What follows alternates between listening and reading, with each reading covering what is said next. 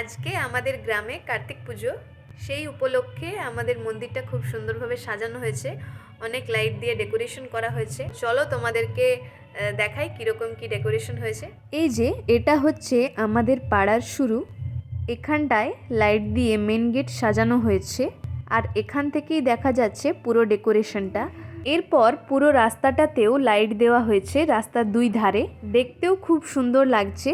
আর এই যে এটা হচ্ছে আমাদের মন্দির। আজকে হলো কার্তিক পুজো।